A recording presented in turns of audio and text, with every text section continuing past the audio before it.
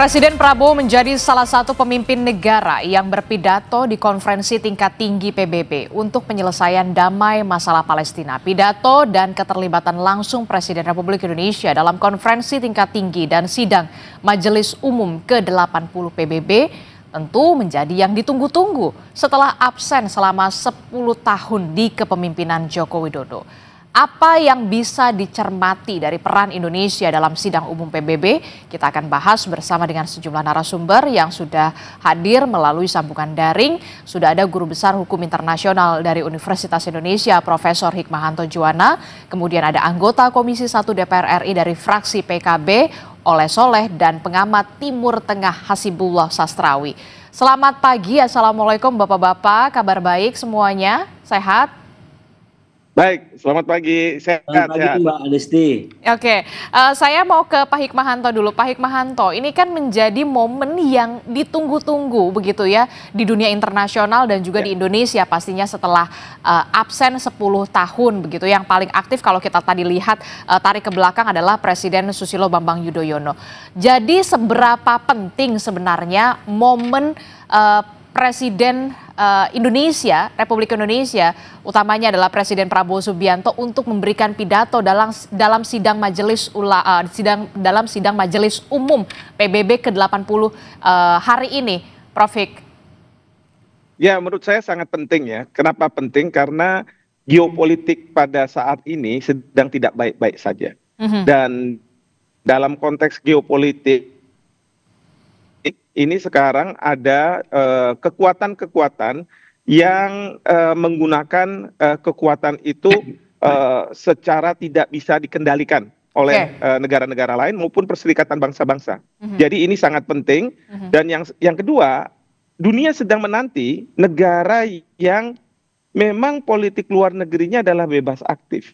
Karena dunia tahu bahwa kalau kekuatan yang katakanlah mencoba untuk mendamaikan dunia itu tidak mungkin lagi karena negara-negara sudah punya pemikiran yang negatif gitu ya. Misalnya kita bicara soal Amerika Serikat, sulit untuk kita berharap pada Amerika Serikat kalau bicara perang di Gaza. Demikian juga kalau misalnya terkait dengan perang dagang yang ada sekarang, kalau kita percayakan kepada Cina yang sangat besar, itu juga akan sangat sulit. Jadi dunia saat sekarang ini membutuhkan figur negara yang memang dia menganut politik luar negeri seperti Indonesia, bebas aktif, mereka tidak akan berpihak, tetapi sangat aktif dalam memunculkan ide-ide seperti itu. Pertanyaan selanjutnya, apa yang bisa dilakukan oleh Presiden Prabowo Subianto dalam pidato di sidang Majelis Umum PBB ke-80 ini? Saya berharap bahwa Bapak Presiden bisa menyampaikan pidato walaupun 15 menit yang menggelegar, yang kemudian itu nantinya akan diteruskan oleh masyarakat dunia melalui sosial media, melalui juga transkripnya, media-media dan lain sebagainya. Ini yang saya harapkan sehingga ketika Bung Karno menyampaikan pidato The World Build a New gitu ya, Build a World Anew, itu kan pada saat itu dunia sedang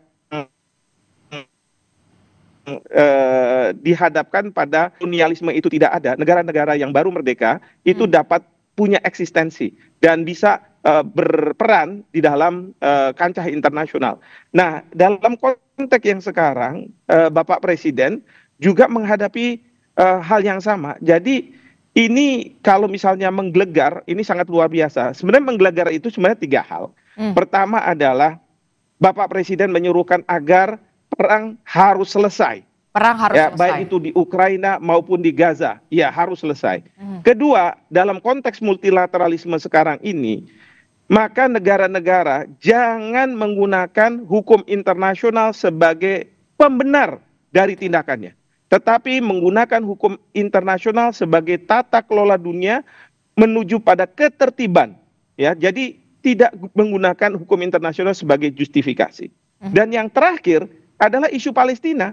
Bagaimana Palestina tidak kemudian menjadi perhatian dunia karena yang terjadi di sana bukanlah lagi hak untuk membela diri dari pihak Israel, tetapi sudah seperti Bapak Presiden katakan dalam KTT tentang Palestina, merupakan suatu tindakan yang di luar kemanusiaan, kekejaman, dan ini mengarah kepada genosida dan ethnic cleansing. Seperti itu.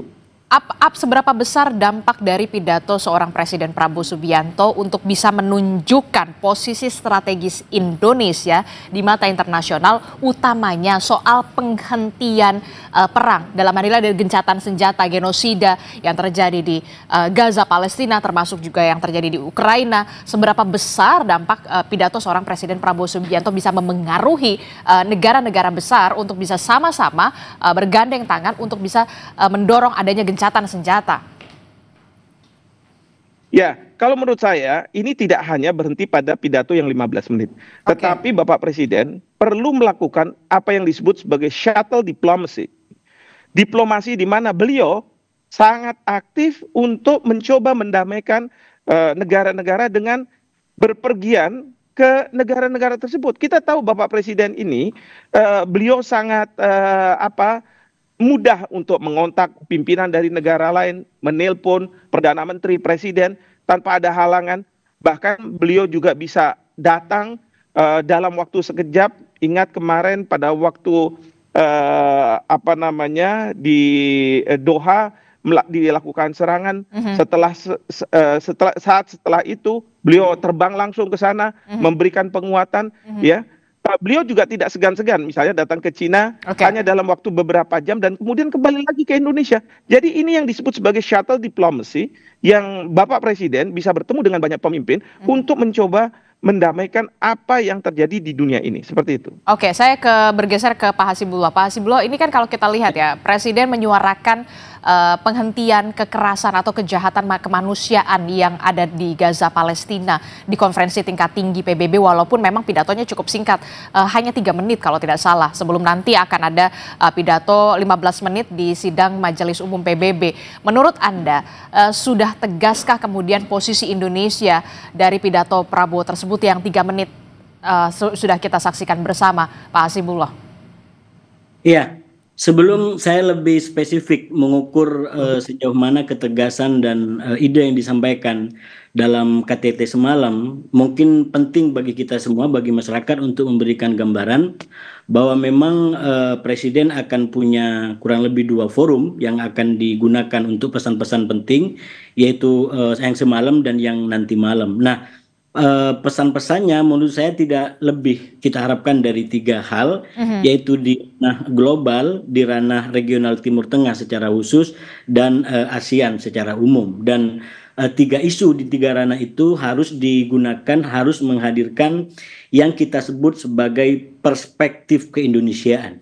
Jadi yang disampaikan oleh Pak Profesor tadi, Prof. Hikmahanto, bagaimana beliau memberikan pandangan di tingkat global. Misalkan kita lihat di tingkat global ada 2 isu krusial, yaitu tentang kerentanan dan dan perubahan peta.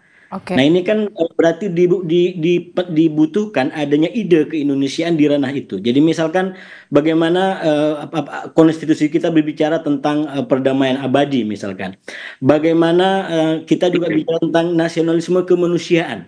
Yang kalau kata Bung Karno itu dengan mengutip Gandhi, walaupun kita sangat cinta tanah air, tidak berarti kita merendahkan tanah air yang lain, karena padanya paling tinggi adalah kemanusiaan.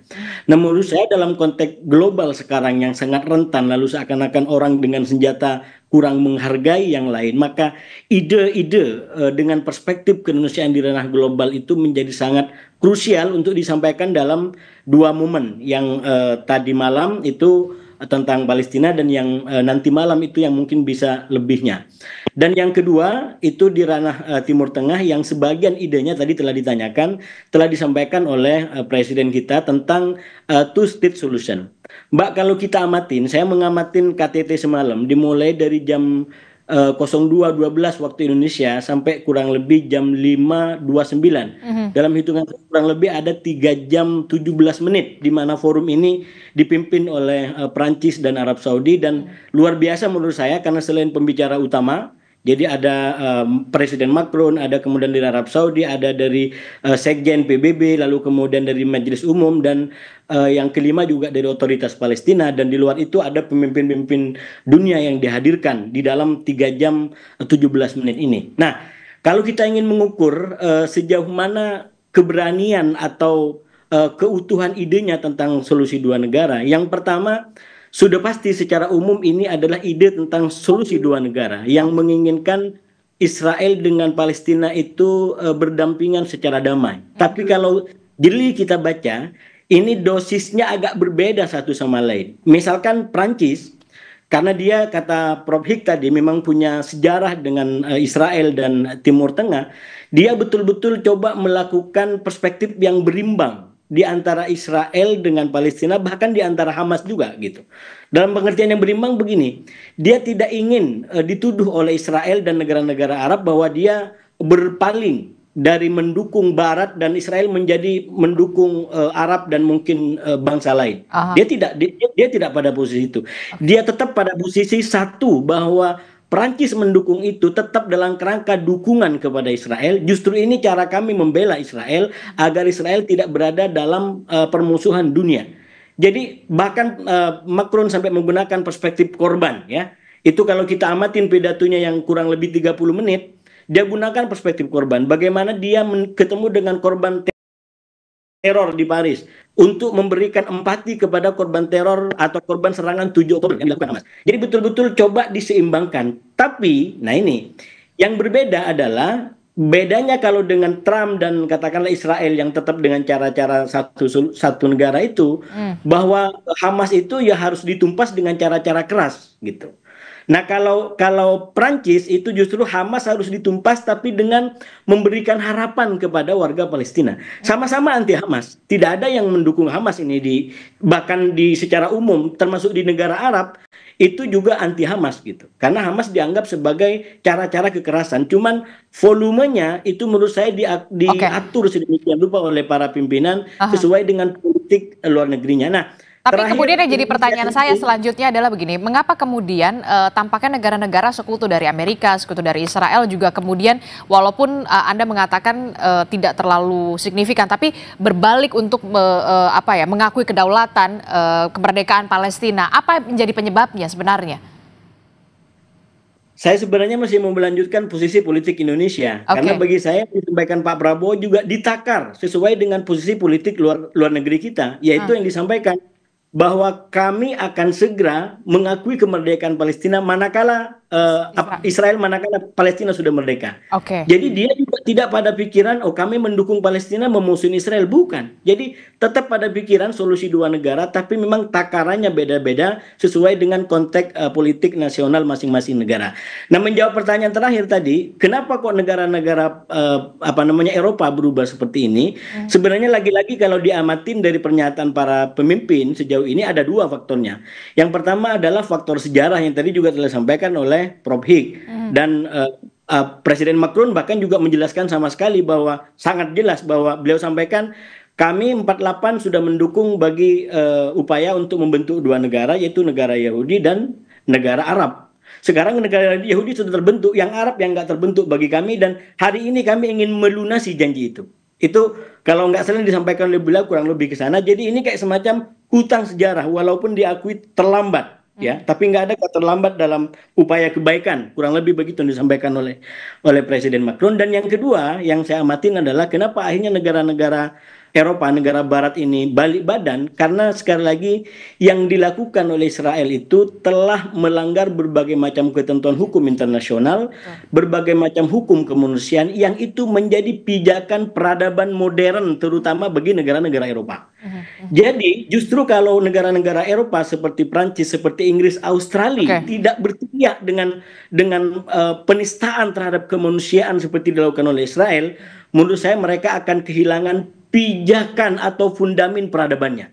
Mereka tidak lagi bisa menyandang sebagai peradaban modern yang digagas dengan ide-ide kesetaraan dan kemanusiaan tadi. Dan persis disitulah menurut saya Eropa hari ini mencoba memimpin kembali dunia melalui komitmen dan keberpihakan mereka kepada yang kita sebut sebagai perdamaian dan kemanusiaan yang setara bagi banyak bangsa di dunia ini. Oke, saya bergeser ke Pak Oleh Soleh dari Komisi 1 DPR. Pak Oleh, tadi kalau disebutkan Prof. Hikmahanto dan juga Pak Hasibullah mengatakan salah satunya adalah pidato yang menggelegar, memberikan dampak yang signifikan begitu ya, efek yang cukup mengejutkan begitu dalam pidato yang kita tahu sudah absen sudah 10 tahun. Nah, kalau dari Komisi 1 DPR sendiri, apa sebenarnya pidato yang benar-benar dinantikan dari seorang Presiden Prabowo Subianto di momen sidang Majelis Umum PBB ini? Tentu rakyat Indonesia menginginkan bahwa Pak Presiden terus menggelorakan dengan begitu menggelegar juga ya di sidang umum PBB nanti, karena memang pada dasarnya kegelisahan dan keinginan damainya di Gaza, di Palestina ini juga dinantikan oleh rakyat Indonesia. Dan tentunya kita rakyat Indonesia sesungguhnya merasa bahagia ketika melihat hari ini Eropa juga mendukung terhadap kemerdekaan Palestina. Hari ini 149 negara sudah mengakui kemerdekaan Palestina. Dan tentu ini momen yang sangat penting dan tentunya akan menjadi sebuah catatan sejarah barangkali bagi diplomasi Indonesia di dunia. Nah, tentu secara global DPR juga menginginkan, dan tentunya Pak Prabowo juga sudah mengetahui, dan tentunya Pak Prabowo juga sudah punya trik, dan beliau dengan diplomasi luar negerinya yang begitu kalau saya katakan begitu canggih, saya rasa beliau sudah tahu dan akan berbicara apa di forum PBB gitu. Nah, bahwasanya Pak Prabowo juga betul kata tadi Pak Hasbiallah, hari ini itu tidak lagi etnis bicaranya, adalah soal kemanusiaan. Dan mudah-mudahan ini dengan urutan ketiga Pak Prabowo ini menunjukkan bahwa statement Pak Presiden ini ditunggu-tunggu gitu oleh para peserta di PBB. Nah, saya harap bahwasanya statement Pak Presiden ketika 2 bulan yang lalu kalau tidak salah bahwa akan mengakui Israel jika memberikan Palestina, saya rasa ini juga mungkin bisa jadi solusi pembahasan bagaimana agar terciptanya daripada kemerdekaan Palestina yang nyata 100%. Saya rasa Pak Presiden sudah mengetahui dan sudah paham betul narasi-narasi yang akan disampaikan di forum PBB. Oke, itu pertanyaan selanjutnya. Kemudian benarkah kemudian sidang Majelis Umum PBB ini bisa mewujudkan kedamaian di Gaza, Palestina, dan juga kemerdekaan di Palestina, penghentian gencatan, kejahatan kemanusiaan, termasuk juga dari pidato dari Presiden Prabowo Subianto dan juga kemampuan diplomasi dari seorang Presiden Prabowo Subianto. Tapi jangan dijawab dulu Bapak-bapak, kita akan jeda dulu, usai jeda kami akan kembali. Saudara, kita masih membahas apa yang nanti didatokan oleh seorang Presiden Prabowo Subianto di sidang Majelis Umum PBB di New York, Amerika Serikat. Tentu saja kita berharap soal bagaimana untuk menyuarakan penghentian kejahatan kemanusiaan yang selama ini terjadi di Gaza, Palestina, termasuk juga soal perang dagang, juga itu juga penting juga untuk bisa dibahas atau dibicarakan. Prof. Hik, pertanyaan saya singkat saja. Seberapa dampak apa yang bisa dihasilkan oleh sidang Majelis Umum PBB, termasuk juga soal kemampuan diplomasi Presiden Prabowo Subianto, pidato yang diharapkan menggelegar untuk bisa menghentikan kejahatan kemanusiaan yang selama ini masih terjadi di Gaza, Palestina? Jadi pertama yang ingin saya sampaikan di sini adalah jangan kita masyarakat di Indonesia melakukan over ekspektasi atau memberikan ekspektasi yang berlebihan. Oke. Karena apa? Ini forumnya adalah di Majelis Umum PBB, bukan di Dewan Keamanan PBB. Pertama itu. Yang kedua, memang tiap tahun diselenggarakan sesi di mana ada debat antara masing-masing negara, yang kali ini Indonesia diwakili oleh Bapak Presiden langsung. Jadi ini yang kita harapkan, bukan kemudian setelah pidato ini segala sesuatu akan selesai, bukan. Tetapi dari pidato yang menggelegar ini ada pesan moral yang kemudian dunia akan memberikan perhatian. Oke. Kalau saya melihat ya, ada 5 hal yang kalau boleh Bapak Presiden bicara mengenai masalah Gaza Palestina ini. Pertama adalah Bapak Presiden harus mengingatkan kepada Israel bahwa serangan yang dilakukan oleh Israel saat ini itu sudah mengarah kepada genosida, kejahatan internasional, pelanggaran HAM berat, ya, tidak lagi hak untuk membela diri, karena selalu Israel mengatakan bahwa serangan yang kami lakukan ini atas balasan yang dilakukan oleh Hamas pada tanggal 7 Oktober 2023. Oke. Yang kedua, bahwa Israel harus menghentikan serangan ke rakyat sipil sebagaimana Bapak Presiden menyampaikan di KTT.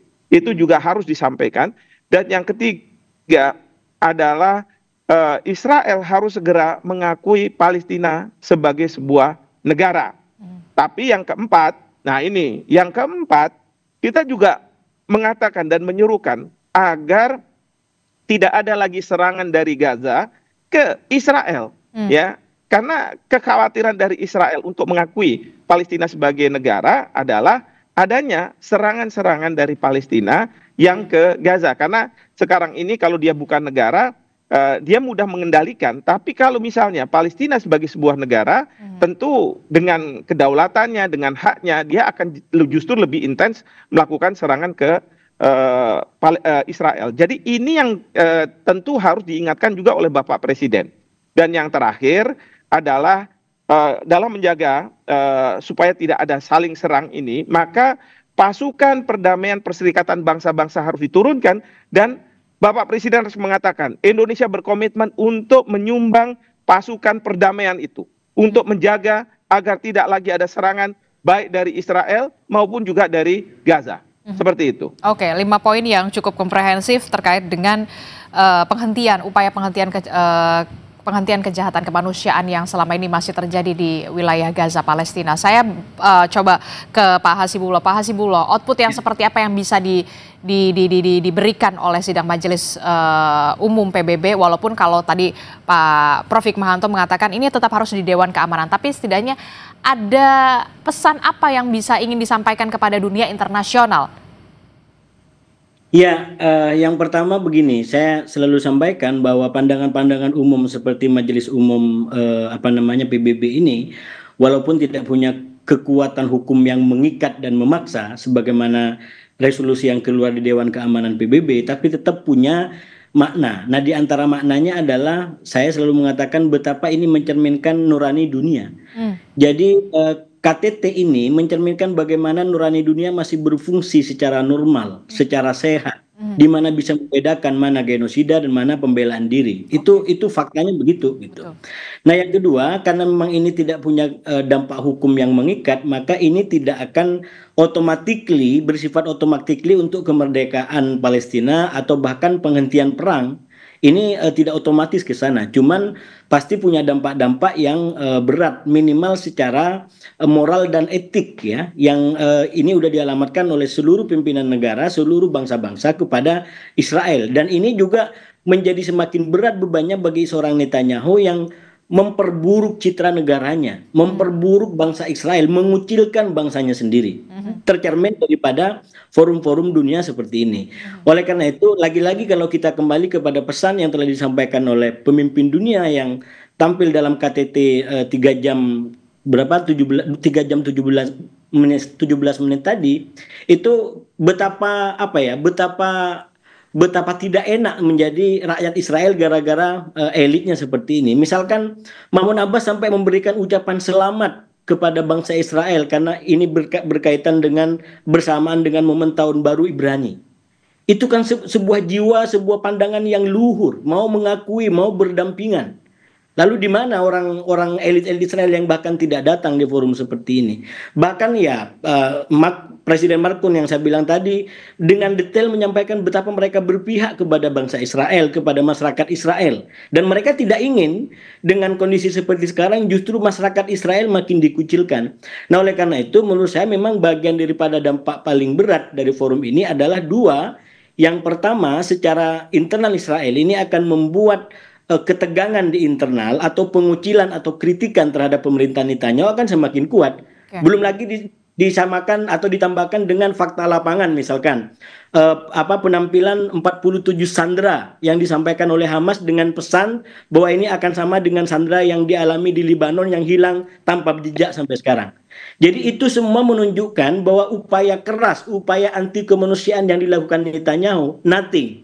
Tidak ada hasilnya, kecuali membuat bangsa Israel semakin dikucilkan di panggung dunia dan sandranya yang sekarang dipegang Hamas itu semakin tidak menentu. Jadi ini dalam kalkulasi normal umum mestinya ada koreksi dan yang mengoreksi adalah masyarakat Israel. Dan yang terakhir bagian daripada dampaknya menurut saya ketika komitmen ini dilakukan menjadi sebuah langkah-langkah diplomatik, katakan Inggris bikin kedutaan di Palestina atau Palestina bikin kedutaan di Inggris, begitu juga dengan Prancis, begitu juga dengan Australia, Kanada, apa yang akan terjadi? Itu akan semakin memojokkan Israel karena sekali lagi yang tidak dia sukain makin dekat ke depan hidungnya. Tiba-tiba di sampingnya ada kedutaan Inggris yang dia tidak mau ada kedutaan Inggris. Ada kedutaan Prancis dia tidak mau. Lalu mau diapakan kedutaan-kedutaan itu? Kedutaan-kedutaan itu mempunyai hukum yang independen. Dalam hukum internasional nggak bisa dianggap itu dengan nggak bisa menyerang kedaulatan sebuah kedutaan sebuah negara di sebuah tempat sama dengan menyerang negara itu sendiri. Itu yang dilakukan Israel ke Iran ketika nyerang konsulat jenderal Iran di Syria yang kemudian menimbulkan perang besar itu karena mereka nyerang duluan kepada konsulat Iran di Syria. Lagi-lagi hukum internasional mengatur kedaulatan sebuah negara itu ada di di kedutaan-kedutaan besarnya. Jadi tidak bisa ini diperlakukan secara semena-mena, diatur dan dihukum dengan ketentuan-ketentuan hukum internasional yang ada. Oke, tapi kemudian yang jadi pertanyaan seberapa besarkah peluang kemudian negara-negara Eropa bisa dalam tanda kutip sampai membuka kedutaan-kedutaan mereka di Palestina, begitupun Palestina ke negara-negara Eropa, itu kan yang kemudian menjadi pertanyaan kita semua. Kalau lagi-lagi dilihat dari komitmen dan statement yang sudah disampaikan, kalau Perancis misalkan, kalau ini terjadi gencatan senjata, Sandra udah bebas, mereka akan bikin kedutaan itu. Jadi ini bukan lagi langkah jauh lagi, ini udah dekat gitu. Kalau sampai orang sudah mengakui kemerdekaan negara lain tidak bikin simbol pengakuan kemerdekaan itu, ya itu sama dengan kayak bohong juga, nggak bisa begitu gitu. Ketika sudah dinyatakan mengakui sebuah negara, ya sama dengan ada hubungan dengan negara itu dan segala simbol yang berlaku di negara itu dihormati. Misalkan hari ini di Inggris, di Prancis berdiri negara bendera Palestina, itu minimal itu karena menunjukkan ini komitmen daripada pengakuan kita sebagai bangsa gitu.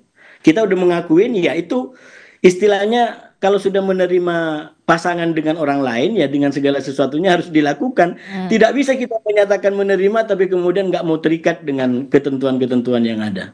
Oke, terakhir saya ke Pak Oleh Soleh begitu ya dari Komisi 1. Apa yang nanti bisa dilakukan oleh Komisi 1 sepulangnya Presiden Prabowo Subianto dari New York, sikap dari Komisi 1 pasca pidato Prabowo di sidang Majelis Umum PBB? Tentu pada dasarnya kami secara kelembagaan akan terus memantau perkembangan daripada perdamaian di Palestina. Dan tentu tidak hanya Palestina, barangkali dengan negara-negara lain juga, terutama soal ekonomi dan yang lain-lain. Tetapi yang paling fokus pada hari ini adalah soal Palestina. Dan tentu DPR akan mendukung apapun yang akan diambil langkah-langkah setelah sidang umum di PBB. Terutama soal bagaimana bantuan kemanusiaan, bantuan pangan yang hari ini sudah banyak dilakukan oleh pemerintah Indonesia melalui udara. Dan tentunya selain bantuan pangan juga DPR sepakat dengan ide bagaimana agar ke Palestina dikirim pasukan perdamaian PBB. Nah, ini juga terus kami akan berikan support serta dukungan agar bagaimana Pak Presiden lebih survive. Dia secara politik nasionalnya dia survive, dukungan anggaran juga lebih survive, sehingga dia tidak ragu-ragu lagi bagaimana Pak Presiden terus memberikan dukungan 100% baik secara moral maupun secara material. Dan insya Allah Ta'ala saya yakin dan percaya pasca sidang di majelis ini 149 negara saya rasa akan melakukan diplomasi lain, melakukan strategi lain. Jikalau hal terburuk bahwasanya Amerika ini memang sangat sulit untuk mengakui kemerdekaan Palestina. DPR akan mendukung langkah-langkah selanjutnya, lobby baik di ASEAN, di OKI, dan yang lain-lain. Bagaimana untuk menuju kemerdekaan Palestina 100%. Intinya, apapun yang menjadi langkah Pak Presiden, saya rasa DPR atas nama rakyat Indonesia akan mendukung penuh 100% dalam rangka mewujudkan perdamaian di dunia. Oke, Prof. Bagaimana soal optimisme Anda terkait dengan peran strategis yang bisa diambil Indonesia dalam konflik Israel dan juga Palestina, termasuk juga keuntungan yang bisa didapatkan oleh Indonesia jika kemudian kita bisa mengambil peran penting untuk kedamaian konflik Israel dan juga Palestina di sini. Terakhir, Prof. Ya, saya sangat optimis ya, tapi dengan catatan tentu Bapak Presiden tidak berhenti pada pidato yang disampaikan nanti malam waktu Indonesia, besok pagi waktu New York. Tetapi harus ada tindak lanjut dari beliau untuk benar-benar memastikan bahwa apa yang beliau sampaikan itu memang ada wujud konkretnya. Beliau sudah mengatakan bahwa Israel akan diakui sepanjang Palestina diakui oleh Israel. Ini sebenarnya seolah-olah akan memberikan insentif kepada Israel bahwa kita Indonesia yang selama ini tidak akan mengakui Israel, itu akan mengakui. Tetapi ada syaratnya. Syaratnya itu adalah Palestina harus diakui sebagai sebuah negara. Jadi ini mulai ada di dalam pidato itu, dan kemudian ini merupakan inisiatif awal. Lalu kemudian yang berikutnya tentu bagaimana Bapak Presiden bisa berkomunikasi dengan Presiden Trump untuk memastikan agar Trump juga ikut mendorong Israel tidak lagi melakukan serangan-serangan ke Gaza. Nah, ini yang sangat penting karena kemarin itu ada resolusi Dewan Keamanan PBB yang kemudian diveto oleh Amerika Serikat dan dunia kecewa ya seperti itu. Nah, ini harus diingatkan kepada Presiden Trump. It is you against the world. Kamu melawan dunia. Jadi harus dihentikan seperti hal-hal seperti ini, mendukung Israel yang katakanlah sudah di luar peri kemanusiaan, dan mungkin masih banyak lagi yang bisa dilakukan. Terima kasih. Oke, ini bukan soal agama tapi ini soal kemanusiaan. Soal kemanusiaan itulah yang kemudian harus difikirkan di mata internasional. Terima kasih Prof. Hikmahanto Juwana, kemudian Pak Hasibullah, terima kasih juga Pak Oleh Soleh telah bergabung bersama kami. Sehat selalu Bapak-bapak, Assalamualaikum, selamat pagi.